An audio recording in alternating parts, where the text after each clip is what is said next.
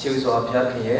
ကျေးဇူးတော်နာမတော်ကိုချီးမွမ်းပါတယ်ကျွန်တော်2020ကိုဗစ်ကာလအလုံးမှာပေါ့နော်ဘုရားရဲ့ကျေးဇူးတော်အပြင်ကျွန်တော်မိခင်အတင်းတော်ကိုပြန်လေပြီးတော့ရောက်ရှိလာပြီးတော့ဒီမှာရှိတဲ့အတင်းတော်ဒီနာများဘုရားကိုချစ်တဲ့ယုံကြည်သူများနဲ့ဒီနေ့မှာပြန်လေပြီးတော့မျက်မှောက်တော်မှာတိုးဝင်ရတဲ့ခွင့်ကိုပြင်ဆင်ရတဲ့အခါမှာဘုရားခင်ရဲ့ကျေးဇူးတော်ချီးမွမ်းပါတယ်ဒီနေ့အတူတူကဆင်ခြင်တော်လုံးတွင်းဖို့အတွက်ရွေးချယ်ထားတဲ့ဒီကမ္ဘာတော်ကောင်းစရာတော့အချိန်နဲ့ယုံကြည်သူနဲ့အချိန်ဆိုတာဖြစ်ပါတယ်ဆိုတော့ဒီနေ့လူတိုင်းကတော့ကျွန်တော်တို့လောကမှာအသက်ရှင်တဲ့လူတိုင်းကတော့အချိန်ဟာအရန်ကိုအရေးကြီးတယ်ဆိုတာကိုသဘောပေါက်တယ်နားလည်တယ်ဒါပေမဲ့ကျွန်တော်တို့အချိန်ကိုဘုရားအလိုတော်ရှိတဲ့ဘုရားခင်ပြင်ဆင်ပေးတဲ့အချိန်ကိုဘုရားအလိုတော်ရှိတဲ့အသက်တာနဲ့ကျွန်တော်ဘယ်လိုယူပြီးတော့အသက်ရှင်လဲဆိုတာနှုတ်ကပတ်တော်ဘယ်လိုကျွန်တော်တို့ကိုဖော်ပြထားတယ်ဆိုတဲ့အကြောင်းအရာအပြင်ပြန်ပြီးတော့ဒီနေ့မှာအာရုံဖြစ်ပါတယ်နှုတ်ကပတ်တော်လက်ထက်မှာအနံ့ရအောင်အသက်ရှင်ကောင်းမြတ်သောဘုရားနာမတော်ကိုချီးမွမ်းပါတယ်ဘုရားခင်ကျေးဇူးတော်အားဖြင့်ဒီနေ့တာမီတို့ခရင်ဆိုးရုပ်တော်ကာလဖြစ်တော်ညာလဲခက်ခဲသောကာလဖြစ်တော်ညာလဲဘုရားရှင်ကျေးဇူးတော်အားဖြင့်ဘုရားရဲ့မျက်နှာပေးခြင်းအားဖြင့်ဒီနေ့တာမီတို့အားလုံးဗိမာန်တော်တို့ရောက်ရှိလာပြီးတကားအထူးသဖြင့်ဘုရားရဲ့မျက်မှောက်တော်ထဲမှာကိုရောဘုရားရဲ့ကရုဏာတော်အသစ်ကိုခံစားတဲ့ဆက်လက်ပြီးတော့ဒီနေ့ကိုရောရှင်ဘုရားခင်ကိုချီးမွမ်းကိုးကွယ်ရတဲ့အခွင့်ကိုရရှိတဲ့အခါမှာကျေးဇူးတော်နာမတော်ကိုချီးမွမ်းပါတယ်။ဖာပြခင်ဒီနေ့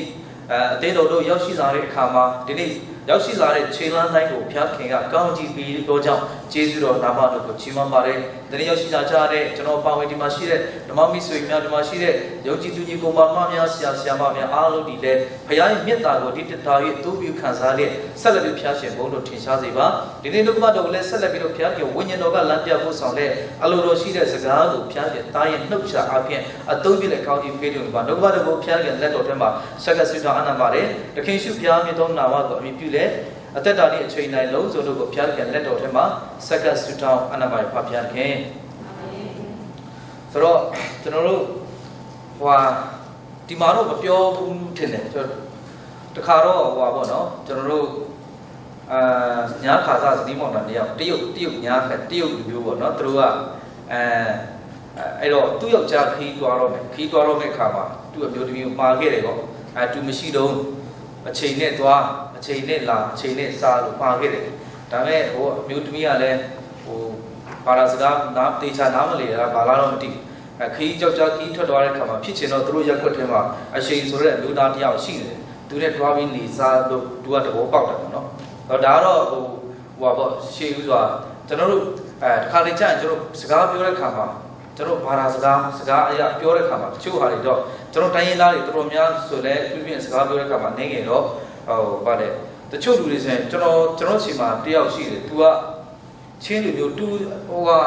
ူပြောလိုက်တဲ့စကားလုံး80ရာခိုင်နှုန်းလောက်ကိုကျွန်တော်တေချာသိနားမလဲဘူးနောက်ပိုင်းကျမှတေချာလေးပြန်လာတော့တလုံးချင်းစီပြန်ပြီးစီမှတာလဲအော်ဒါပါလားဆိုတာနားလေ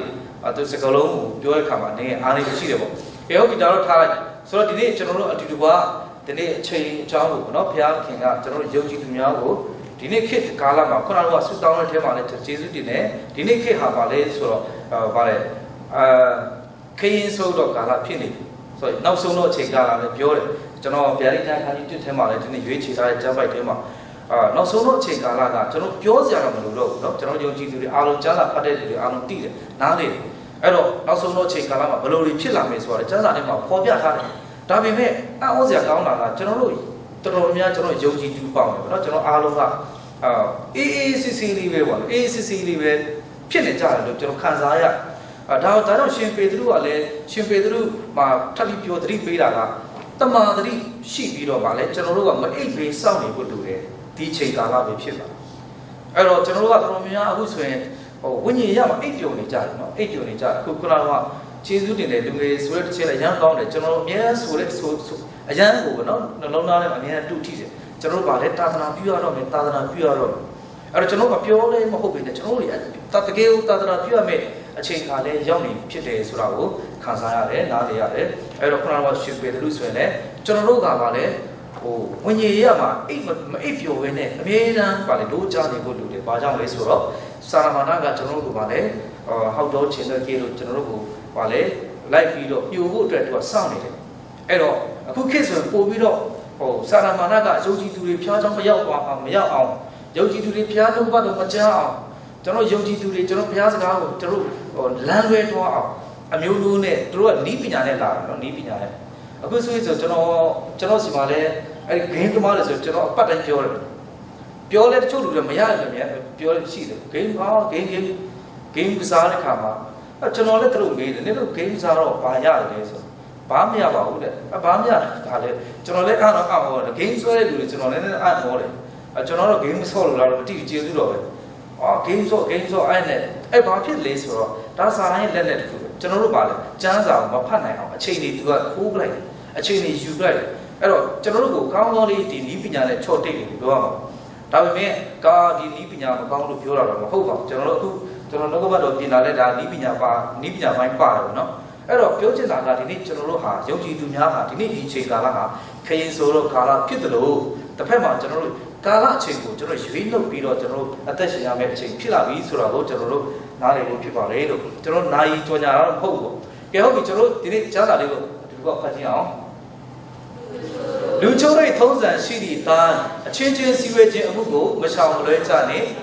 အချင်းချင်းတို့ကိုတိုက်တွန်းနှိုးဆော်ကြတော့ကာလအချိန်ရောက်လို့နီးဒီကိုထောက်တစ်ဖြင့်တာ၍ကြိုးစားကြတော့ကျွန်တော်တို့ဟေဘီထဲမှာဆိုရင်ရှေဘောလူဟေဘီထဲမှာเนาะ10 25ဆိုရင်မှာဆိုရင်ကျွန်တော်တို့နောက်ဆုံးပိုင်းမှာကာလအချိန်ရောက်လို့နီးဒီကိုထောက်တစ်ဖြင့်တဲ့တာ၍ကြိုးစားကြတော့ဒါအချိန်နာယူပြောနေတာအဲ့တော့ဒီနေ့ဒီအချိန်ကာလကကာလနောက်ဆုံးသောကာလရောက်လာပြီဖြစ်တယ်လို့ဒီနေ့ကာလအချိန်ကိုကျွန်တော်ရွေးနှုတ်ရမယ့်အချိန်ဖြစ်နေတယ်ဒါပေမဲ့ဒီနေ့1 day စရာကောင်းတာကကျွန်တော်မြောက်များစွာတော့ယုံကြည်သူတွေကျွန်တော်တို့ဗါလဲကျွန်တော်အချိန်တွေကိုအလကားချိန်တော့ဟွာဖြစ်ပြီးတော့ကျွန်တော်ဖြုံးတီးနေတယ်လို့ခံစားရတယ်ကျွန်တော်ကိုယ်တိုင်ဒီနှုတ်ပတ်ကိုပြင်တဲ့ခါမှာကျွန်တော်လုံးကိုလည်းအားမရဘူးเนาะကျွန်တော်ဗါလဲကျွန်တော်ပြောမယ့်အရာတွေဒီအချိန်အကြောင်းပဲဒါကိုဗါလဲပို့ပြီးတော့ဖြစ်ရအဲ့တော့တခါကျရင်ကျွန်တော်သတင်းတွေပါကြည့်ရင်လွန်သွားတတ်တယ်เนาะလွန်သွားပြီးအချိန်တွေကုန်တော့ဒါဆိုမဟုတ်တော့ပြန်တော့ဟွာလို့ရငါလှုပ်ရှားကမှလှုပ်ရှားရှိတယ်စတဲ့ဖြစ်ပေါ့အဲ့တော့ဒီနေ့ဒီချိန်ကာလဒီကျွန်တော်တို့ဟာကာလအချိန်ကိုရောက်လို့နီးတွေကိုထောက်တစ်ဖြင့်တာ၍ကြိုးစားကြမယ်ရမယ့်အချိန်ကာလဖြစ်နေပြီဘယ်လိုကြိုးစားမယ်ဘာဘယ်နေရာတွေမှာကျွန်တော်ကြိုးစားရမယ်အဲ့တော့ဒီမှာအပေါ်ပိုင်းမှာဆိုရင်အဲ့ထဲမှာဆိုဘာပြောထားလဲဆိုတော့အချင်းချင်းစည်းဝေးခြင်းအမှုကျွန်တော်တို့မိထားဖွဲ့ခြင်းလို့ရမယ်ပြီးတဲ့အခါအဲ့ဒါမရှောင်မလွဲပဲနဲ့တယောက်နဲ့တယောက်ကလည်းတိုက်တွန်းလို့ဆိုရမယ့်အချိန်အဲ့ဒီတိုက်တွန်းလို့ဆိုခြင်းဟာလည်းတာ၍ကြိုးစားရမယ့်အချိန်ဒီကာလပဲဖြစ်တယ်အဲ့တော့ခင်းဆိုးရုံးတဲ့ကာလဖြစ်နေတဲ့အချိန်မှာကျွန်တော်တယောက်နဲ့တယောက်ယုံကြည်သူတွေတယောက်နဲ့တယောက်ဒါပြီးစူးစမ်းပြီးတော့ဒီနေ့အချိန်ကာလကိုရွေးလို့ရမယ့်အချိန်ဖြစ်တယ်ဆိုတာကိုကျွန်တော်တို့နားလည်ရပါတယ်။နောက်ကျမ်းပိုက်လေးတစ်ပိုက်ကိုဆက်ပြီးဖတ်ကြည့်အောင်။ပြင်ပလူတို့ဤမျက်နာကိုထောက်တဲ့ပညာနဲ့ကျင့်ဆောင်ပြီ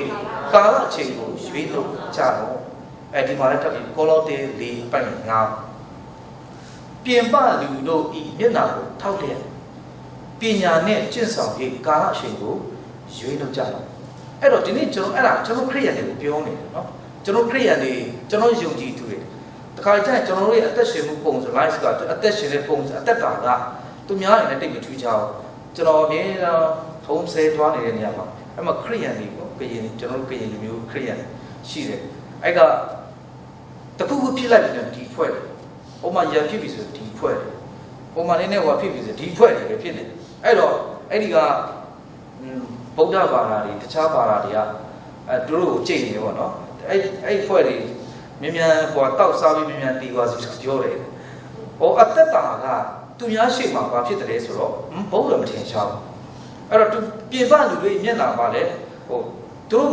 တို့ရှိမှကျွန်တော်တို့ရဲ့အသက်တာတွေပါလဲဘာမှမထူးခြားပဲလေသူများနဲ့ပြင်သာသနာ့ဘလူကြီးလို့ကျွန်တော်တို့ကအသက်ရှင်တဲ့ခါမှာဘုရားဘုန်းတော်မထင်ရှားဘူးဒါတော့ဒီနေရာမှာကောလောသဲ4 5မှာဆိုရင်ပြင်ပလူတို့ဤမျက်နှာကိုထောက်လျက်ကျွန်တော်တို့ပညာနဲ့ကျင့်ဆောင်၍ကျွန်တော်တို့ကာလအချိန်ကိုရွေးလို့ကြတော့အဲ့တော့ဒီမှာပညာပြောရအကြောင်းရင်းကဒီမှာကျတော့ဖះကိုတိကျွမ်းခြင်းပညာကျွန်တော်တို့အသက်တာမှာနှုတ်ကပတ်တော်ကိုနှုတ်ကပတ်တော်နဲ့ပို့ပြီးအသက်ရှင်ပြီးတော့ဖះရှိမှမှန်ကန်တဲ့နှုတ်ကပတ်တော်ညွှန်ကြားတဲ့အတိုင်းကျွန်တော်အသက်ရှင်ဖို့ဖြစ်တယ်ဆိုတာကိုဒီမှာကောလောသဲ4 5ထဲမှာပေါ်ပြထားပါတယ်လို့ဒါတော့ဒီနေ့ကျွန်တော်တို့ဒီအချိန်ကာလဒီယုံကြည်သူတွေမြောက်များစွာကျွန်တော်တို့ဗာလဲနှိုးကြားရမယ်အချိန်ကာလဖြစ်တယ်ဆိုတာကိုရှင်းဥစွာအားပေးခြင်းနဲ့ကျွန်တော်ဟိုကိုတွားခင်မှာအော်ဒီယာလေးပေါ့နော်ကျွန်တော်လူတိုင်းမှာတနေ့မှာကျွန်တော်အားလုံးက24နိုင်ရနော်24နိုင်ရတယ်မိနစ်အားဖြင့်ဆိုတော့1440ပေါ့နော်စက္ကန့်အားဖြင့်ဆိုတော့8000ကျော်ရှိတယ်အဲ့တော့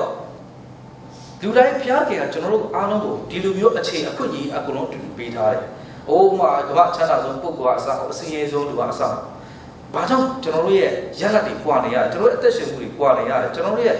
ဟိုလှုပ်ဆောင်မှုတွေကွာနေရတယ်လေပြောတဲ့ခါမှာကျွန်တော်တို့ဖျားပေးတဲ့အချိန်ကိုကျွန်တော်ဘယ်လိုအသုံးချတယ်ဆိုတဲ့အရာပုံမှာလည်းကွာဟသွားတယ်ကျွန်တော်တို့ဒီတိုင်းပဲပါးစပ်တွေတော့ပြောနေပြီးတော့အိတ်နေပြီးတော့ဘာဖြစ်မှာဘာမှဖြစ်မလားအဲ့တော့ဘာမှလည်းကျွန်တော်တို့တိုးတက်လာမှာလည်းမဟုတ်ဘာမှမလုပ်ဘဲနဲ့အပြောကြီးပဲဖြစ်နေမယ်ဆိုရင်ကျွန်တော်တို့တိုးတက်လာမှာလည်းမဟုတ်ထုံနည်းတကောင်ပဲဝิญဉ်ရမှာလည်းထုံနည်းတကောင်ပဲပေါ့စုမတောင်းចောင်းတော်ဖတ်ပေးတဲ့ဖျားကိုအချိန်မပေးဘဲနဲ့တော့ကျွန်တော်တို့ရဲ့ဝิญဉ်တက်တာကရင့်ကျက်လာမှာလည်းမဟုတ်တိုးပွားလာမှာလည်းမဟုတ်ကြီးထွားလာမှာလည်းမဟုတ်အဲ့တော့ဘုရားအချိန်ပေးဖို့လိုတယ်အဲ့ဒါလေးကအရေးကြီးပါတယ်ကျွန်တော်တို့ရဲ့အသက်တာဘုရားကိုများအချိန်ပေးတဲ့လူနဲ့မပေးတဲ့လူကကွာဟတော့အဲ့ဘုရားရဲ့ blessing လည်းကွာဟတယ်เนาะဘုရားရဲ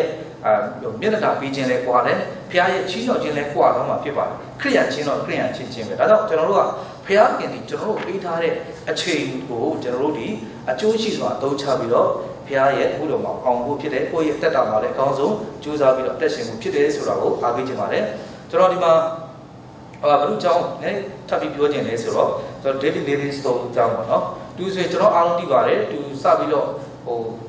့ကျောင်းဓမ္မပညာပြီးသွားတဲ့ခါမှာသူတရုတ်ပြည်မှာတွားပြီးတော့သာသနာပြုတယ်အဲ့မှာ community ဖြစ်တဲ့ခါမှာလူအစိုးရတွေပိတ်လိုက်တဲ့ခါမှာသူပဲပြန်သွားတယ်ဆိုတော့အာဖရိကကိုပြန်သွားတယ်အဲ့တော့သူ့ရဲ့တမိုင်းကိုဖတ်တဲ့ခါမှာ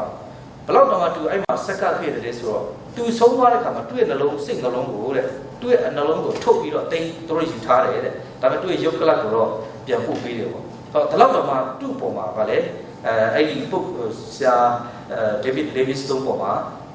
အာဖရိကလူမျိုးတွေအရန်ကိုသူတို့ခင်တယ်သွားတယ်စိတ်နှလုံးသားထဲမှာအရန်ကိုဖြစ်သွားတယ်သူ့စိတ်နှလုံးကိုတော့မှတိတ်ထားခဲ့တယ်အဲ့တော့ဒီသူကအသက်ရှင်တဲ့အခါမှာသူ့အကြောင်းနည်းနည်းစဉ်းကျင်စရာလေးရှိတယ်နော်သူက10နှစ်အရွယ်မှာတဲ့ဝါကြီးစက်ရုံမှာသူအလုပ်လုပ်တယ်လုပ်ပြီးတဲ့အခါမှာအဲ့မှာ14နိုင်အလုပ်လုပ်တယ်10နှစ်အရွယ်မှာ14နိုင်အလုပ်လုပ်တယ်တဲ့အဲ့လိုလုပ်တဲ့အခါမှာအချိန်ညံကုန်တယ်အရန်ပြင်ပန်းတယ်လို့သူမကြီးသွားဘူးအဲ့တော့ပြီးတဲ့အခါမှာ16နှစ်အရွယ်ရောက်လာတဲ့အခါမှာသူလက်တင်ပါလာစာရီပြေးအများကြီးသူဖတ်တတ်လာဖတ်ပြီးတော့အဲ့ဘဲမှာပါလေစာဖတ်တဲ့အလေးအကျင့်ကိုပေါ်လာတယ်သူခုဒီ David Livingstone ဆိုရင်လည်းသူစာတော်ဖတ်တယ်နော်စာအရန်ဖတ်အားကောင်းတဲ့အခါမှာသူတိပညာလေးပို့ပြီးတော့တိုးသွားတယ်သူအသက်19နှစ်အရွယ်ရောက်တဲ့အခါမှာဈေးကြောင်းပြီးတဲ့အခါမှာသူတစ်ဖက်မှာသူပါလေခြားတဲ့ပုဂ္ဂိုလ်တူလည်းဖြစ်လာတယ်သူ့အကြောင်းဆက်ပြီးလေ့လာတဲ့အခါမှာသူကတကယ်ဆိုရင်သူ့မှာအခွင့်အရေးတွေအများကြီးရှိတယ်နော်သူတခြားသာသနာမှာမပြုတ်လဲတခြားနေရာမှာသူ့ကိုကမ်းလှမ်းတဲ့လူတွေအများကြီးရှိတယ်ဒါပေမဲ့အဲ့ဒီအရာတွေအားလုံးသူညင်းပယ်ပြီးတော့ဘုရားအတွက်သူ့ရဲ့အသက်တာကိုအကောင်းဆုံးသူ space ဆက်ခဲ့တယ်ပေါ့အဲ့တော့သူ့ရဲ့အသက်တာကိုကြည့်တဲ့အခါမှာသူဒီအချိန်ဘုရားပေးတဲ့အချိန်ကိုငယ်စဉ်ကလေးကနေသူပါလေအကျိုးရှိစွာအသုံးချအသုံးပြုပြီးတော့အကောင်းဆုံးပေါင်းဆက်ကတဲ့အခါမှာလည်းအထူးသဖြင့်လောကမှာလည်းသူ့ရဲ့လုပ်ငန်းတွေအောင်မြင်တယ်လို့ဘုရားကသူ့ကိုချီးမြှောက်တယ်ဆိုတော့တွေ့ရဒါကျွန်တော်တို့အတွက်တည်ယူစရာလေးတစ်ခုဖြစ်ပါတယ်လို့နောက်ပြီးတဲ့အခါမှာကျွန်တော်ဒီမှာတော့တရားဟောဆရာတစ်ပါးပေါ့နော်သူကတော့တလမှာစာအုပ်7အုပ်သူတော့ဖတ်တယ်နော်တနေ့မှာသူ4နိုင်ပဲအိတ်တယ်နေ့တိုင်းတရားလိုက်ဟောတယ်နေ့တိုင်းတရားလိုက်ဟောတဲ့ပုဂ္ဂိုလ်တယောက်ဖြစ်တယ်တဲ့ဒါပေမဲ့သူလည်းမကြီးဖျားရှိပါသူမကြီးဘာမှအရန်ပင်ပန်းနေတော့မကြီးသွားဘူးသူကဖျားရဲ့အမှုတော်မှာအချိန်မအားနိုင်အောင်သူပေါင်ဆက်ကခဲ့တယ်သူဖြစ်တယ်အဲ့ပေါ့ဒီလိုပြောလို့ကျွန်တော်အားလုံးကဒီလိုလိုက်လို့ရမယ်လို့ပြောလို့မဟုတ်တော့ညာလဲပြောချင်တာအဖျားပြီးတဲ့အချိန်ကိုကျွန်တော်တို့ဒီအကျိုးရှိစွာနဲ့အသုံးချဖို့အတွက်ဖြစ်တယ်ဆိုတာကိုအရှိစွာစိတ်ကျင်နှလုံးသွင်းမှုဖြစ်ပါတယ်လို့ကဲဟုတ်ပြီဒါဆိုရင်တော့ကျွန်တော်တို့ဒီနေ့အဓိကသွားတင်တဲ့အပိုင်းပေါ့နော်ကျွန်တော်အပိုင်း၃ပိုင်းနဲ့ပြောချင်ပါတယ်အဲ့တော့နံပါတ်1တစ်ပိုင်းကအချိန်ကိုကျွန်တော်တို့ဘယ်လိုအသုံးချမလဲအဲ့တော့ကျမ်းစာထဲမှာပေါ်ပြထားတဲ့အကြောင်းအရာအချို့ကိုအတူတူကလေ့လာဖို့ဖြစ်ပါတယ်ရှေးဥစွာဒါလေးကိုရေဆုံးဖတ်ကြည့်အောင်နော်အသက်ရှင်ခြင်းဒီတမိုးဒီဘယ်လောက်အသက်ရှင်မလဲဆိုခြင်းထက်မိတို့အသက်ရှင်ပြီးဘာတွေလုပ်ပြီးလဲဆိုတဲ့အချက်ပေါ်ပဲမူတည်တယ်အဲ့တော့ဒီနေ့ကျွန်တော်လူ့ဘဝဟာအသက်ရှင်နေဆိုတာတဲ့ဘယ်လောက်အသက်ရှင်နေတော့တဲ့အသက်တရားအသက်80နေတော့တယ်ဆိုတာတဲ့ကျွန်တော်တို့အသက်ရှင်တဲ့အချိန်မှာကိုယ်ဘာလုပ်ခဲ့ပြီလဲကိုယ့်ရဲ့မိသားစုအတွက်ကိုယ့်ရဲ့အသင်းတော်အတွက်ကိုယ့်ရဲ့နိုင်ငံအတွက်ကိုယ့်ရဲ့အမှုတော်မြတ်ထဲမှာကျွန်တော်တို့ဘာတွေလုပ်ခဲ့ပြီလဲဆိုတော့အဲ့ဒီຢာကပို့ပြီးတော့အလေးထားမှုဖြစ်တယ်ဆိုတော့နားရရပါတယ်လို့ကျွန်တော်ဒီအကြောင်းအရာကိုစဉ်းစားပြီးတော့ဘုကျွန်တော်တို့တင်းတော်တမိုင်းထဲမှာကျွန်တော်တို့ သူကတော့ဆန်အန်တိုနီနော်အန်တိုနီအကြောင်းတချို့နားလေသိလိမ့်မယ်ဆိုတော့အတင်းတော်တစ်ပိုင်းမှာဆန်အန်တိုနီဆိုတဲ့ဟိုအရာကိုဘုရားရဲ့အမှုတော်မှာတကယ်သူ့ရဲ့အသက်တာအားဖြင့်သူ့ရဲ့အဟောပြောခြင်းအားဖြင့်သူကတော့အသက်30ကျော်ပဲနေခဲ့တယ်အဲ့ဒီဆန်အန်တိုနီကအသက်30ကျော်ပဲနေခဲ့တယ်သူ့ရဲ့မွေးစာတိကသူကပေါ်လီကီလစ်ဘွန်မှာသူမွေးတယ်ဒါပေမဲ့သူသာသနာတော်ပြုတာကအစ္စရေးနိုင်ငံမှာတွားပြီးသာသနာပြုတယ်အဲ့တော့တရက်တော့သူကရွာမှာတွားပြီးသာသနာပြုတဲ့အခါမှာအဲ့ရွာသားတွေသူတရားဟောတဲ့အခါမှာတရားမှနားမထောင်တဲ့အခါမှာရတယ်နင်တို့ငါဟောတဲ့ဒေသနာကိုနားမထောင်နဲ့ရတယ်အဲ့တော့နားထောင်တဲ့လူရှိသူသွားမယ်ဆိုပြီးသူပဲထွက်သွားတယ်ဆိုတော့ပင်လယ်ဘက်ကိုသူထွက်သွားတယ်အဲ့တော့အခုဒီပုံထဲမှာမြင်တဲ့အတိုင်းပဲအဲ့မှာသူတရားဝင်ကားတဲ့ခါမှာအဲ့ငါးတွေကသူတို့ခေါင်းလေးတွေပြူပြီးတော့ဆန်အထော်နေသူဝင်ကားတဲ့အရာတွေကိုသူနားထောင်ကြတယ်ငါးတွေအဲ့တော့ဒီအချင်းရာကိုရွာသားတွေပေါ်ပြီးတွေ့တဲ့အခါမှာသူတို့ကိုအော်ဒါဆိုရင်ငါတို့ရဲ့အသက်တာမှာစင်ကြင်စရာပဲပေါ့အခုဒီမှာငါးတွေတောင်မှတိရစ္ဆာန်တွေတောင်မှနားထောင်နေကြတယ်အဲ့လိုမျိုးသူတို့ပြန်ပြီးတော့ကိုတာဝန်ကရပြီးတော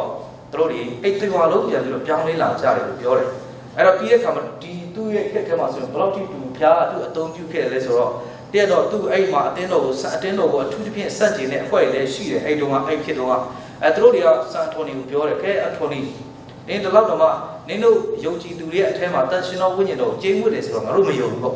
ယုံအောင်တက်တယ်ပြပြောရခါမှာအခုဒီပုံထဲမှာဒီဘက်ပုံထဲမှာဆိုရင်ဟိုမြင်းဟိုပေါ့နော်အဲ့ဒီအစာမကျွေးတဲ့မြင်းကိုတို့ရက်ပေါင်းများစွာထားတယ်ထားပြီးတော့တစ်ဖက်မှာတော့ဆန်ထိုနီရက်နေတယ်တစ်ဖက်မှာတော့မြင်းအစာကိုကန်ပြီးတော့လူတယောက်ရက်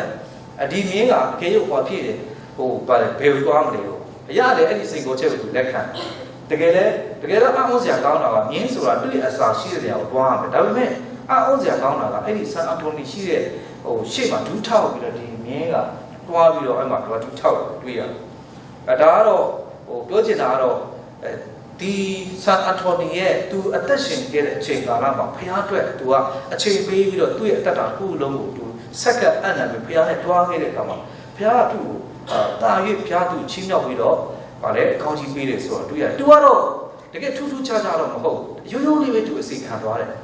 အတူဖျားခင်ပေးတဲ့ဆုကျေးဇူးအားဖြင့်ပေါ့အဲ့တော့ပြောချင်တာကသူအသက်30ကျော်မှာပဲသူဟိုလောကလည်းသူဆုံးသွားတယ်တည်သွားတယ်အဲ့တော့30ကျော်ရဲ့သူနေခဲ့ရဒါပေမဲ့သူဟိုတကယ်ဘုရားရဲ့အမှုတော်အတွက်သူအကောင်းဆုံးပေါ့နော်ဘုရားအတွက်သူ့ရဲ့အသက်တာစက္ကန့်အနံ့ခဲ့ပေးစားနိုင်ခဲ့ဒါကတော့အခုချိန်ထိကျွန်တော်တို့အတင်းတော်တစ်ပိုင်းကိုလေ့လာတဲ့အခါမှာသူ့အကြောင်းဆန်အထော်နီအကြောင်းတော့ကျွန်တော်တို့တီအောင်ဖြစ်ပါတယ်လို့အဲ့တော့ပြောချင်တာကတော့ဒီနေ့ကျွန်တော်တို့ဒီဘုရားပေးတဲ့အချိန်နာကိုကျွန်တော်တို့အကျိုးရှိစွာနဲ့အသုံးချဖို့ကအရေးကြီးတယ်ဆိုတာလေးကိုအားပေးချင်ပါတယ်လို့ကျွန်တော်တို့ဘယ်လောက်ထိအသက်ရှင်နေဆိုတာထက်ကျွန်တော်တို့အသက်ရှင်တဲ့အချိန်မှာဒီနေ့ဆိုအခုကျွန်တော်တို့ဆိုရင်ဘန်ကောက်မှာလာတယ်နော်ဘန်ကောက်လာတဲ့အခါမှာကိုပါဝင်တဲ့အတင်းတော်မှာဂရန်ဒီအတင်းတော်အတွက်ကျွန်တော်တို့နှစ်ပေါင်းဥပမာဂရန်ဒီကိုတင်းတော်မှာဟာကျွန်တော်တို့နှစ်ပေါင်း9လုံးလုံခဲ့တဲ့အထိဒီဘက်နှစ်ပေါင်း20 30မှာရောက်လာတယ်ဆိုပြီးတော့ဝါကြောမှာထက်တင်ရောက်လာတဲ့အခါမှာတင်ပါလို့ခဲ့ပြီးပြီလေတင်းတော်အတွက်ဘယ်နေရာမှာဆက်ကပ်ခဲ့ပြီးပြီလဲဘလို့တင်ဟာပေးဆက်ခဲ့ပြီလဲမနေ့တနေ့မှရောက်လာပြီမဲ့ဖျားတဲ့ဆက်ကလည်းအများရှိပါအဲ့တော့ပြောချင်တာကကျွန်တော်တို့တွေဟာလောကမှာအသက်ရှင်တဲ့အခါမှာဘလို့ထိအသက်ရှင်တယ်ဆိုတာတဲ့ကျွန်တော်အသက်ရှင်တဲ့အချိန်ကျွန်တော်ရောက်တဲ့နေရာမှာဖျားအတွက်ဘလို့တတ်ဖို့ရှိစွာကျွန်တော်အသက်ရှင်ခဲ့ပြီလေဆိုတာကိုစင်ကြင်ဖို့ဖြစ်တယ်ဆိုတာကိုအားပေးချင်ပါတယ်လို့ဒါတော့ဆန်အထော်နီအကြောင်းကိုလေ့လာသွားတာဖြစ်ပါတယ်ကဲဟုတ်ကျွန်တော်ဒီကြားလာလေးကိုဒီကဖတ်ကြည့်အောင်ကျွန်တော်တို့ဒီပညာတရားကိုနှလုံးသွင်းမိအကြောင်းကိုနေ့ရဲ့ကာလကိုရေတွက်နိုင်စေခြင်းကတွန့်တင်တော်မူပါ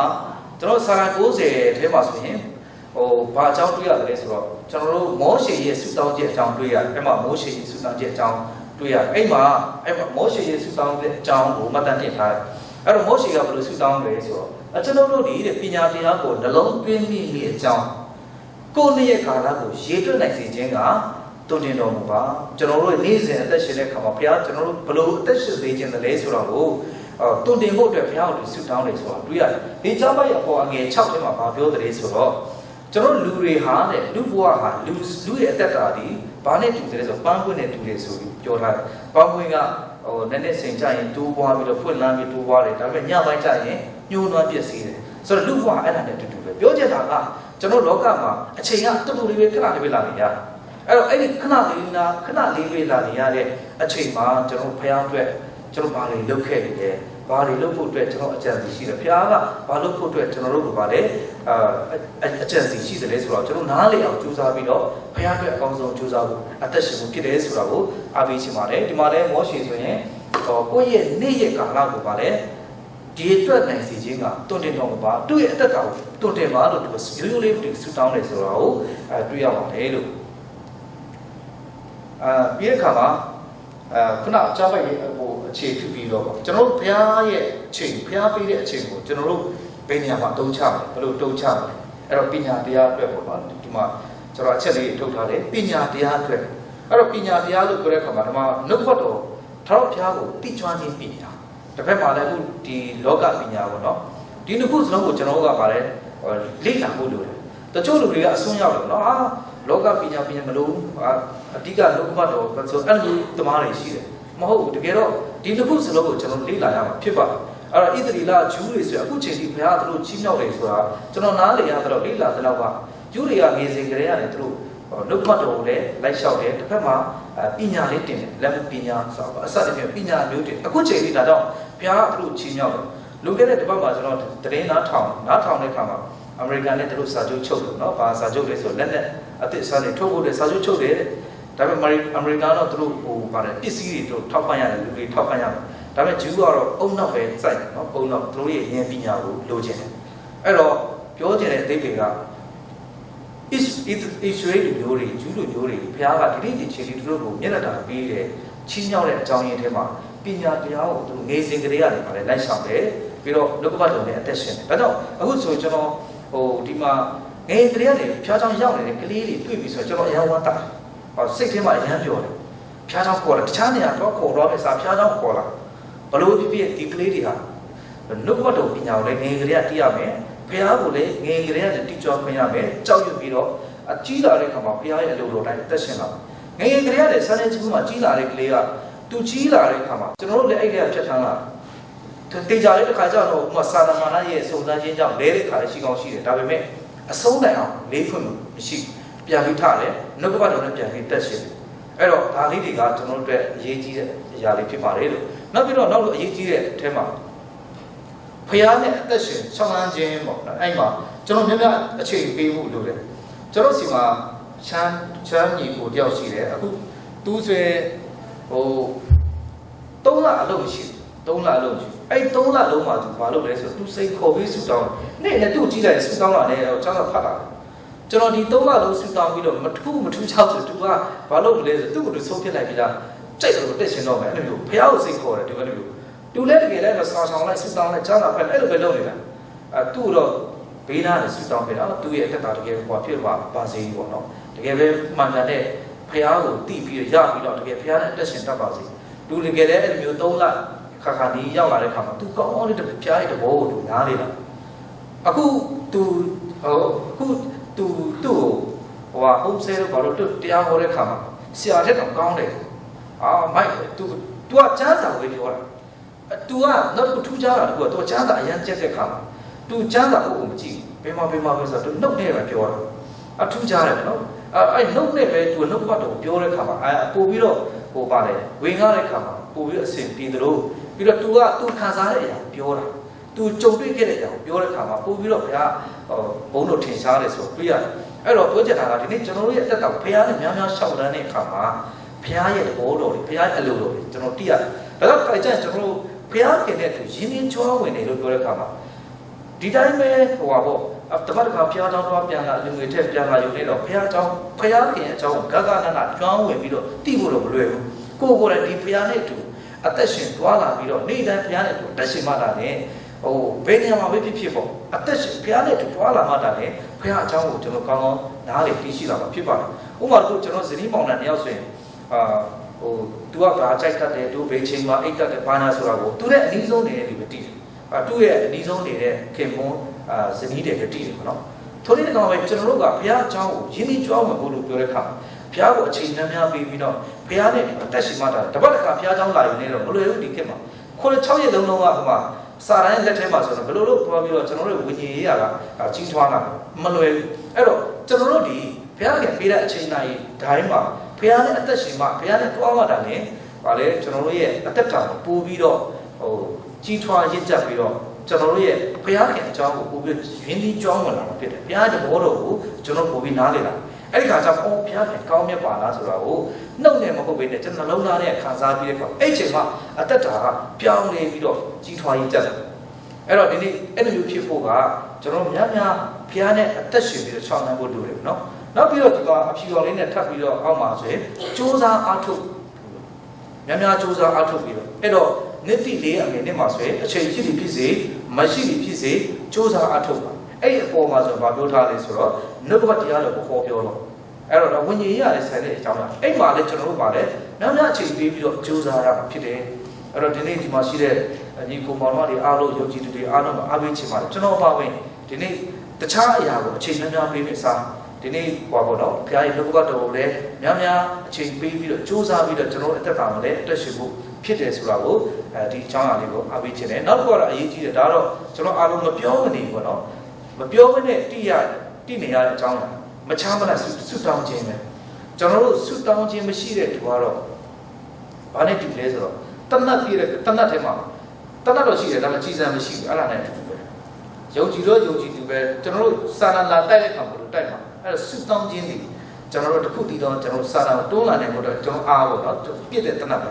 ဲဒါတော့မီးစက်လက်နဲ့လို့ပြောတယ်ကျွန်တော်တို့ဟွာထဲမှာဆိုရင်အိဖက်ထဲမှာဆိုရင်အဲ့တော့ဆုတောင်းခြင်းကတိတ်ကိုအရေးကြီးပါတယ်အဲ့တော့ဆုတောင်းခြင်းနဲ့ပတ်သက်ပြီးတော့ကျွန်တော်တို့တချို့လူတွေအများကြီးဆုတောင်းအားတန်နေရှိပါတယ်အဲ့တော့တယောက်နဲ့တယောက်ဆုတောင်းခြင်းကဘယ်လောက်ထိအရေးကြီးတယ်ဆိုတော့လည်းပြန်ပြီးတော့ခွန်အားယူဖို့ဖြစ်ပါလေလို့ဒီမှာဆိုရင်တစ်သက်ကအငယ်ဆက်ကုန်မှာဆိုရင်မချမ်းမလားဆုတောင်းပတ္ထနာပြုကြတော့အဲ့တော့ဘယ်နေရာမှာဖြစ်ကျွန်တော်ဆုတောင်းရမယ်အချိန်ကာလဖြစ်နေတယ်ဒီအချိန်မှာအဲ့ကျွန်တော်အထဲကလေးကောင်းလေးတယောက်သူဖျားကြောင်းမှာပဲနေတယ်ဖျားကြောင်းဟုတ်ဖြစ်မပါတာအဲ့တုန်းကတော့သူကလူငယ်ဆိုတော့သူ့ရဲ့လူငယ်ကိစ္စအဲ့လိုဆိုတော့ဘောပေါက်အဲ့တော့ပြန်သွားတဲ့ခါမှာသူကအဲ့မှာစိတ်တည်ပြီးတော့ဖျားကြောင်းလည်းမတက်နေလားဖျားကြောင်းမှာနေနှစ်လဆို3လဂျားရဲ့ထဲမှာတော့သူ့မတွေ့တကားခေါက်လို့မဖွင့်အဲ့တော့အားလုံးဆွေးနွေးပြီးအဲ့တော့ဆွေးနွေးဟိုအဖို့တရားကအကြံပြုကြတယ်ကျွန်တော်တော့နောက်ဆုံးတော့ဘယ်လိုလုပ်လဲဆိုတော့သူ့တကားရှိကိုသွားပြီးတော့ကျွန်တော်မိုးရှည်အေဂရုပြည်ရတယ်ပြီးတော့အေဂရုပြည်ဘောဖို့အေဂရုပြည်ကနေဣသရေလလူမျိုးထုတ်ဆောင်လာတဲ့ခါမှာဟိုပါတော့ကျွန်တော်အသွေးတကားတော့တုတ်ဒါပေမဲ့အဲ့လိုတုတ်တာတော့မဟုတ်ဘူးဒါပေမဲ့ကျွန်တော်နှုတ်နဲ့ပဲသူ့တကားရှိမှသွားပြီးအမြဲတမ်းဆူတောင်းပြီးတယ်ဒီကလေးကတကယ်ဟိုပါတော့ဘုရားအတွက်အတုံးကြီးမဲ့ကလေးဖြစ်တယ်လို့အဲ့တော့ဒီကလေးဘုရားစီပြန်လာဖို့အတွက်သူ့ရဲ့တကားရှိမှအမြဲတမ်းဆူတောင်းပြီးတယ်နှစ်ပတ်မြောက်တဲ့ခါကျရင်သူထွက်လာတယ်ဆိုတော့ဘုရားတောင်းပါအဲ့ချိန်မှာသူ့ရဲ့အပြိုးဆိုသူ့ရဲ့အပြုတ်မှုတွေကအရင်တော့လည်းမတူတော့အရင်တော့စကားပြောတာအဆင်မပြေအစင်လုံးဝအဆင်မပြေတာဒါပေမဲ့အခုနောက်ပိုင်းတော့တော်တော်လေးအဆင်ပြေသွားတယ်အော်ဒါဆိုရင်တော့ကျွန်တော်တစ်ချိန်လုံးကတော့နီးလူဟာနဲ့စူးစမ်းကြည့်ကြတယ်ကိုလိုဒီလိုပြောဒီလိုပြောပေါ့ဒါပေမဲ့နောက်ဆုံးကျမှဆူတောင်းတဲ့ခါကျမှသူ့ရဲ့စိတ်ကလေးကပြောင်းနေတာသူ့စိတ်လုံးပြောင်းနေတာအဲ့တော့ကျွန်တော်တို့ဟာဒီနေ့ဆူတောင်းခြင်းကလည်းတိတ်ကိုအရေးကြီးတဲ့အချက်ဖြစ်တယ်အဲ့ဆူတောင်းခြင်းမှာများများအချိန်ယူမယ်ဆိုရင်ကျွန်တော်တို့ပို့ပြီးတော့ဘုရားဘုန်းတော်ထင်ရှားမှာဖြစ်တယ်ဆိုတာကိုအားပေးချင်ပါတယ်လို့ကဲဟုတ်ပြီကျွန်တော်နောက်ဒုတိယတစ်ခုပေါ့နော်ဒုတိယအချက်ကဘာလဲဆိုတော့အချိန်နဲ့မိတ်ဆွေဖွဲ့ပါအချိန်နဲ့မိတ်ဆွေဖွဲ့ဖို့လို့ဒီအချက်ကအချိန်နဲ့မိတ်ဆွေဖွဲ့တယ်ဆိုတာဘာကိုပြောတာလဲကျွန်တော်တို့အဓိကအားဖြင့်အချိန်နဲ့မိတ်ဆွေဖွဲ့တယ်ဆိုတာကဒီနေ့ကျွန်တော်တို့ရဲ့အသက်တာအတွက်ကောင်းတဲ့အရာလှုပ်ဆောင်နိုင်တဲ့အချိန်နောက်ပြီးတော့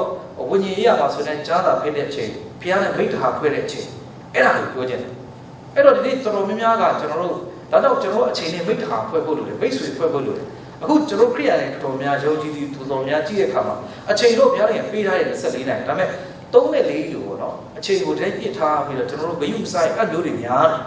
တယ်ဒါပေမဲ့တချို့လူတွေပေါ့တချို့လူတွေလည်းသဘောပေါက်ပါဒါပေမဲ့ဒါတော့ဒီနေ့ကျွန်တော်ရဲ့တက်တာမှာခုနကတော့အချိန်နဲ့မိတ်ဆွေဖွဲ့ဖို့လိုတယ်ကျွန်တော်အချိန်နဲ့ကျွန်တော်မိတ်ဆွေဖွဲ့နိုင်တာပြီဆိုရင်အရန်ကိုကျွန်တော်ထူးခြားလာ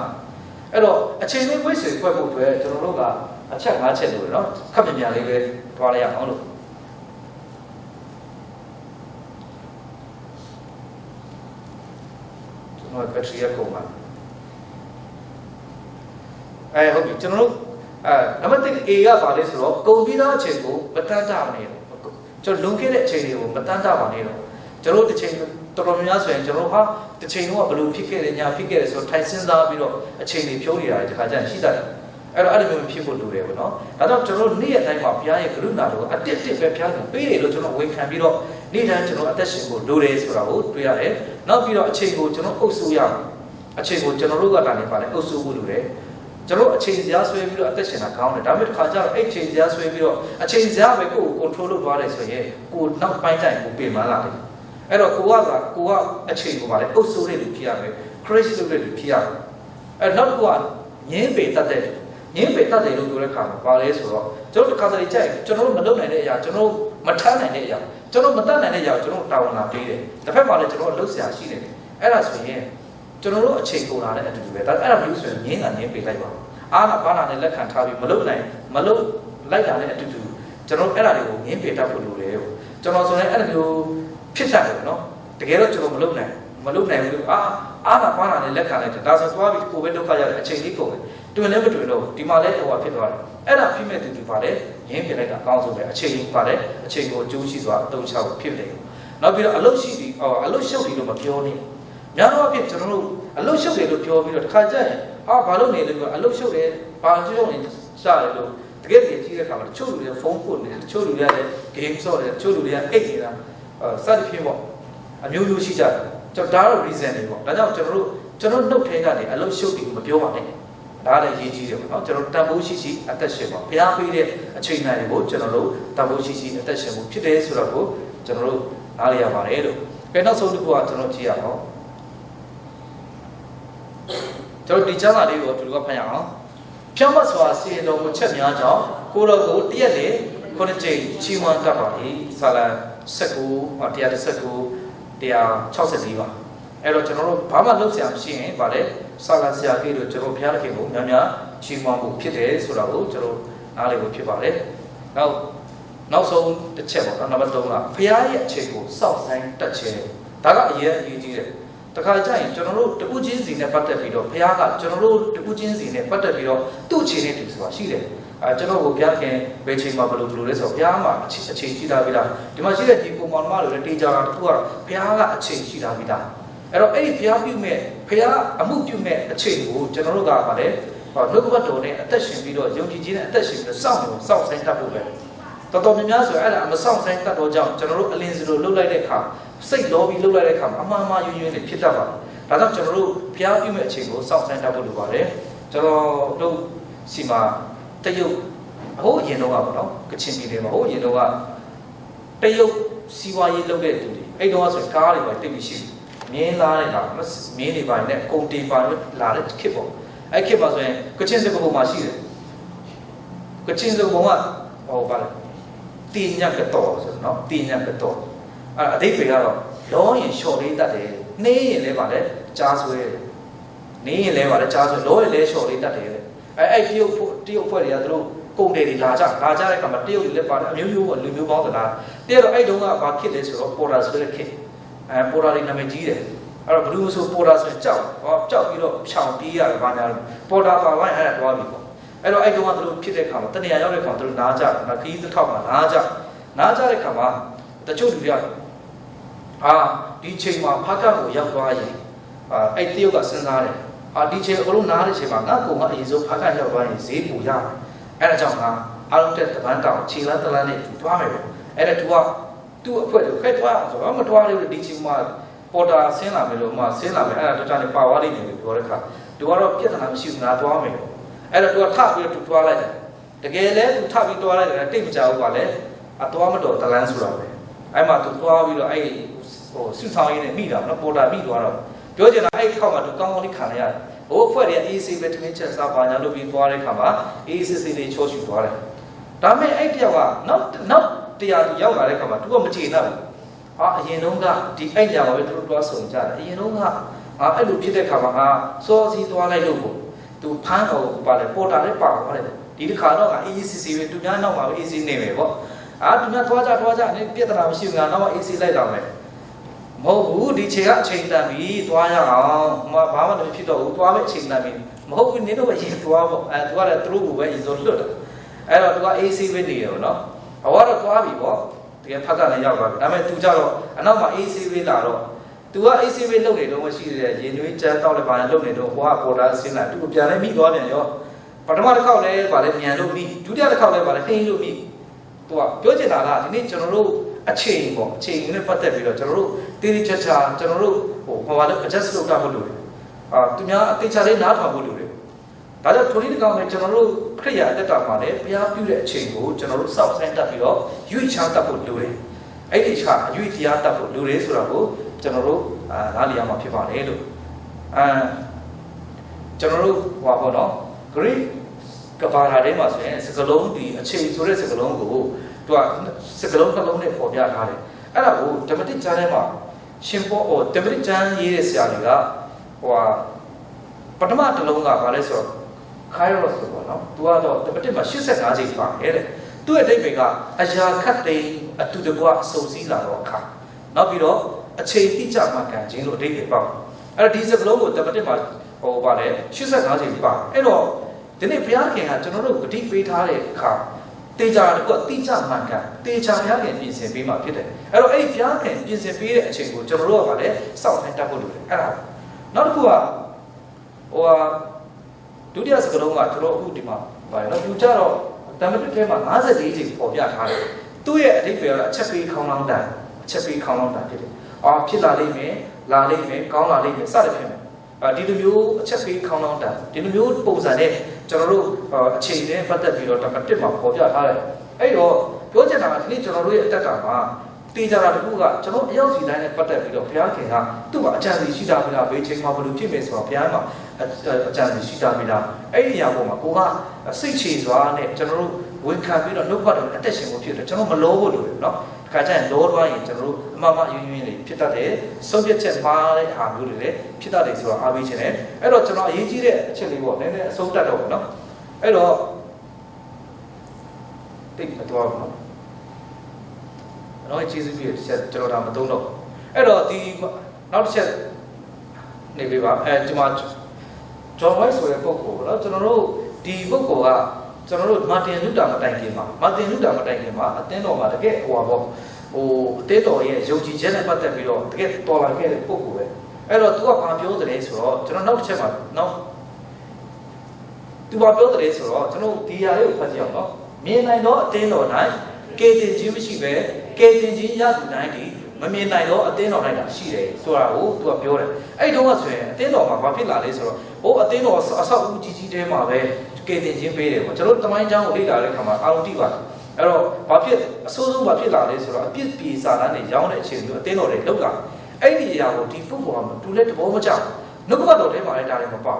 အဲ့တော့ဒါဖြစ်တဲ့ခါမှာကဲတင်ခြင်းဟာတကယ်ပါလေအထဲကနေလာခရစ်တော်ထဲကနေလာတယ်ဆိုတာကိုသူတကယ်ပဲလှုပ်ဆောင်ခဲ့တယ်တမန်ကျမ်းစာနဲ့အနည်းကြကြပေါ့နော်နောက်တစ်ခုအောက်ထဲမှာဆိုရင်ယုံကြည်သူတိုင်းယစ်ပရောဟိတ်အရာရှိကြောင်းတိတိကျကျသူကျမ်းစာနဲ့တကွာသူအသင်းတော်ထဲမှာသူပြောတယ်ဒါပေမဲ့သူ့ခေတ်တုန်းကသူဘလောက်ပဲပြောဘလောက်ပဲသူမီဒီယာ print media နဲ့လည်းသူလုပ်တယ်အများကြီးသူကြော်ညာဒါပေမဲ့အဲ့တော့သူ့ဘာလုပ်လဲအသင်းတော်ဘာတတ်မှတ်လဲဆိုတော့ဒါလုံးဝလွဲမှားတော့ယူပါဒါပဲဘာညာဆိုပြီးသူ့ကိုပါလေအသင်းတော်လည်းမောင်းထုတ်လိုက်တယ်ညင်းဆဲပြီးသူ့တတ်လိုက်ဘလောက်တော့မှသူ့ပေါ်မှာဖြစ်တယ်လဲဆိုတော့အယူတီးတယ်လဲဆိုတော့သူ့ကိုတပ်လိုက်ပြီးတော့40လေးနှစ်ကြာတဲ့အခါမှာသူ့အယိုးပေါ်ပြီးတော့အဲ့ဒီအယိုးကိုမီးရှို့ပြီးတော့ပင်လယ်နဲ့မျောလိုက်တဲ့အထိသူ့ကိုနာကြီးသွားတယ်ပေါ့ခုနကပုဂ္ဂိုလ်တကယ်တော့သူလုပ်တဲ့အရာကြီးတကယ်တမန်ကျမ်းတဲ့အရာဘုရားခင်ဖွင့်ပြတဲ့အရာကိုဖြစ်စေခြင်းတဲ့အရာကိုလုပ်တာပဲဒါပေမဲ့သူ့အချိန်မဟုတ်တဲ့ခါမှာသူခေတ္တမှာမအောင်နိုင်ခဲ့ဘူးနောက်ပုဂ္ဂိုလ်တယောက်သူကတော့ John Huff သူကလည်းထိုနေ့ခုနကခါနဲ့အတူတူပဲကျွန်တော်သူပြောတဲ့အရာလေးကိုတစ်ချက်တော့ဖတ်ကြည့်အောင်နောက်ပါတယ်ပါသူကတော့အသင်းတော်ကောင်းဆောင်များရဲ့မှန်မှန်ကန်တဲ့လှုပ်ဆောင်မှုသူထောက်ပြခုနကတော့ပြောသလိုအပြစ်ဖြေစာသားတွေရောင်းတယ်ဒါမျိုးလှုပ်လာပြီးတော့အသင်းတော်ရဲ့ခံယူချက်နဲ့တမန်ကျမ်းစာမညီတဲ့အရာတွေသူပြောတယ်ပြီးတော့အသင်းတော်တီထောင်သူကကျွန်တော်ပေတရုဖြစ်တယ်ဆိုတာကိုမဟုတ်ဘူးခရစ်တော်ကိုယ်တိုင်ပဲဖြစ်တယ်ဆိုတာကိုအပြင်းပြင်းထန်ထန်သူအသင်းတော်ထဲမှာပြောတယ်ဒါပေမဲ့အဲ့တော့လည်းမအောင်မြင်ခဲ့ဘူးသူတကယ်ခက်တော့လည်းဒါပေမဲ့အောင်စရာကောင်းတော့သူ့အချိန်ရောက်လာတဲ့ခါမှာကျွန်တော်တို့နောက်ပေါဝက်ခုတည်းမှာမာတင်လူတာခေမာတင်လူတာခေရောက်လာတဲ့ခါမှာတော့သူလည်းဒါပဲပြောတာပဲ95 thesis ပေါ့နော်ကျွန်တော်တို့အားလုံးသိတယ်ဒါပဲပြောတာပဲသူ့အချိန်ရောက်လာတဲ့ခါမှာအဆင်ပြေသွားတယ်အတင်းတော်ပြပြပြောင်းလဲရေးအကောင်းဆုံးဘုရားခင်ကလမ်းပြပို့ဆောင်သွားတယ်အဲ့တော့တမန်တော်အထဲမှာဆိုရင်လည်းကျွန်တော်ဘုရားခင်ကအာဗြဟံကိုလူသားအားလုံးအတွက်ဘောင်ကျစနစ်ထဲမှာလူသားအားလုံးတင့်အားဖြင့်ကောင်းချီးမင်္ဂလာဖြစ်မယ်လို့ဂရုပေးတယ်ဒါပေမဲ့အဲ့ဂရုတော်ကနှစ်ပေါင်းများစွာကြာတဲ့ခါမှာအဲ့ဂရုတော်တည်လာဒ ဒါဖျားခင်ဖြစ်စေတယ်ပေါ့နောက်တစ်ခုကဒါဝိကိုလည်းဖျားခင်ထာဝရစူးစံနဲ့ရှင်ပြင်ပေးမယ်လို့ပြောတယ်ဒါပေမဲ့အဲ့ဒီဟာကိုလည်းဗာလဲနှစ်ပေါင်းများစွာကြားတဲ့ခါမှာဖြစ်လာအဲ့ဒီအကြောင်းအရာကိုဂါလာတိခန်းကြီးလေးအငယ်လေးထဲမှာထပ်ပြီးတော့ပေါ်ပြထားတယ်အဲ့တော့ပြောချင်တာကဒီနေ့ကျွန်တော်တို့ဒီဟာအထူးသဖြင့်ဘုရားခင်ပြုမဲ့အချိန်ကိုကျွန်တော်တို့စောင့်ဆန်းတတ်ဖို့လိုတယ်အဲ့တော့ကျွန်တော်မလောဖို့လိုတယ်အဲ့တော့ပညာရှိနဲ့ဘုရားခင်ဘာပြောတယ်လဲဆိုတော့တေချာနှုတ်ပတ်တော်နဲ့ပိုင်းခြားပြီးတော့အသက်ရှင်မှုဖြစ်တယ်ဆိုတာကိုအားပေးချင်ပါတယ်လို့ကျွန်တော်ဒါလေးကိုချက်တော့ဖတ်ကြည့်အောင်နော်အရာရာတိုင်းတူအချိန်နဲ့တူရှိပြီးအချိန်ကိုစောင့်တတ်တော်တူပြီးအောင်မြင်မှုရရှိတယ်အချိန်ကိုစောင့်တတ်ဖို့လိုတယ်နော်ကျွန်တော်ငြိမ်သက်ခြင်းရှိစွာနဲ့အချိန်ကိုစောင့်တတ်ဖို့လိုတယ်ဆိုတာကိုအားပေးချင်ပါတယ်လို့နောက်ဆုံးအနေနဲ့ဒီကုန်းအနေနဲ့ကျွန်တော်တို့ဒီအရာလေးကိုဖတ်ကြည့်အောင်အချိန်ကိုဖျားခင်ရဲ့အလိုတော်နဲ့အညီမှန်ကန်စွာအသုံးချပါအချိန်လေးများများမိခါရဖွဲ့ပါဖျားပြုမဲ့အချိန်ကိုစောင့်ဆိုင်ပါဆိုတော့ဒီနေ့ဒီအချက်၃ချက်အပြင်ဒီမှာရှိတဲ့ဒီကိုမောင်တော်တွေအားလုံးရှုံးကြည့်သူတွေအားလုံးကိုအားပေးချင်ပါတယ်ဖျားခင်ကကျွန်တော်တို့ကို24နိုင်အချိန်ပေးထားတယ်အဲ့24နိုင်အချိန်ပေးထားတဲ့အရာကိုကျွန်တော်တို့ကြည်အသက်တာအတွက်ဖျားတဲ့ပေါ့နော်တကယ်ဒီဆောက်ဆရာဖြစ်စေမဲ့အထူးသဖြင့်ဖျားတဲ့ကျွန်တော်တို့ဘာတွေလုပ်ခဲ့နေလဲကျွန်တော်ဘာလုပ်ဖို့အတွက်အစီအစဉ်ရှိတယ်လဲဘာလုပ်ဖို့တင့်တယ်လဲဆိုတာကိုဒီနေ့သေချာလေးစင်တင်လုံးတွေးပြီးတော့ဒီနေ့ကျွန်တော်တို့အသက်ရှင်တဲ့အခါခုနပြောသလိုလူဟာပန်းမှုကြီးလို့ဖြစ်တယ်ခဏလေးပဲအသက်ရှင်ရမှာဒီခဏလေးပဲလာပြီးအသက်ရှင်တဲ့အချိန်ကာလမှာကျွန်တော်တို့ရဲ့မီတာစုအတွက်ကျွန်တော်တို့ရဲ့နိုင်ငံအတွက်ကျွန်တော်တို့ရဲ့အသင်းတော်အတွက်ဘုရားခင်ရဲ့တာသနာအတွက်ကျွန်တော်တို့အကျိုးရှိစွာအချိန်ကိုအသုံးချပြီးတော့ကျွန်တော်တို့အခုလိုထဲမှာပေါင်းဆက်ကပ်ချရအောင်လို့ဒီနှုတ်ဘတ်တော်နဲ့အားပေးခြင်းနဲ့ရောက်စီတိုင်းကိုဖျားခင်ပေါင်းကြည့်ပေးပါစေ။